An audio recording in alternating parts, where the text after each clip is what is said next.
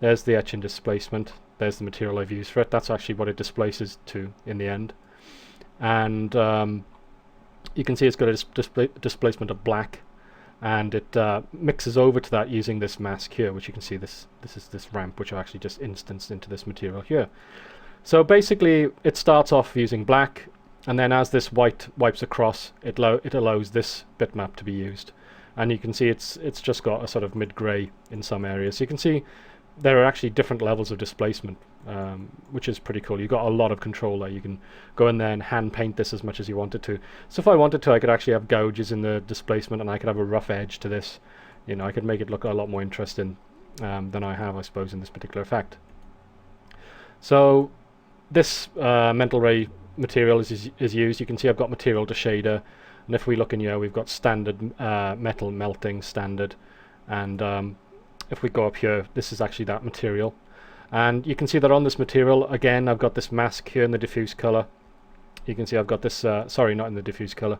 This is just the map that I've used. You can see it's very sort of rusty metal. And if you go down to the self-illumination, you'll see that we've got a mix in here. And again, we've got this gradient ramp mask, which again is instanced from here. So we only have to animate it once, and then, you know, it can work procedurally in different parts of our scene. And in this case, we've got this glow masked mix material, and again, you know, this is getting a little bit complex, but in here we've got this material, which is you can see is a mask, and on top of that we've got this gradient ramp. So as the laser goes across and it reveals this text, it also, you can see it starts off with the text being bright white. It's sort of white hot, and it very quickly cools down to dark red, and then it, you know, goes down to sort of just normal metal. So you can see we've got various bits and bobs going on with the materials. So this effect is partially, you know, particles and partially material effects. And this is often the case in a lot of scenes. You won't just be producing the particle effects and that's the end of the story. The particles are there to complement what you're doing with other elements in the scene. This is the laser. It's using self-illumination. You can see I've actually animated the self-illumination on it. And that, again, is to make sure that the laser comes on at certain points, and that when it passes from, let's say, from one word to another, the laser dims down, so it's not on constant brightness, so it looks a little bit more interesting. This is the metal material, which is actually used, metal mercurial, and that's actually used on the blobs of metal that actually run down the front of the cube.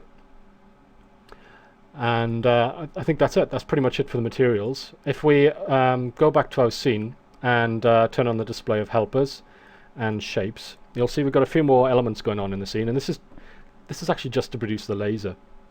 What I actually did was I produced a text object, which was CG Academy, as you can see here, and it's got the shape of our logo. And then what I did was I went in and edited that shape, and you can see I've actually cut it open here, and I've attached the end of this word here to this word here. I've made little cuts, as you can see in the letters. I've made a cut there, lots of cuts in different places, and that's basically a path for the end of the laser to follow. So you can see it comes down here, goes all the way around the letter C.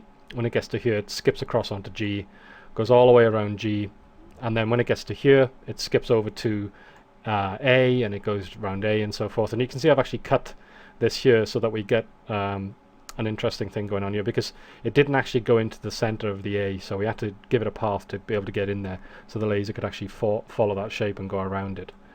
And then it just goes on through all the different letters in CG Academy, and then at the end skips over onto the logo, and you can see it then does this sort of zigzagging effect.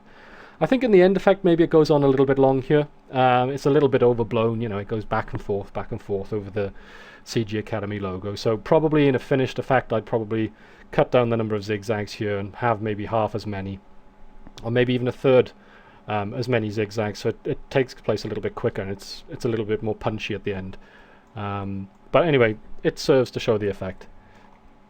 You can see we've got this shape here, and the way this is rigged up is it's just a line, and it's set to being renderable. And I've taken the first vertex from the line, or control point, whatever you want to call it, and I've attached it to this helper here using linked X form, and I've called that link to base. And then I've gone in and I've used an edit spline, as you can see here, and I've selected the last control point, and I've linked it to this helper here using another linked X form, which you can see I've called link to target. I've just gone in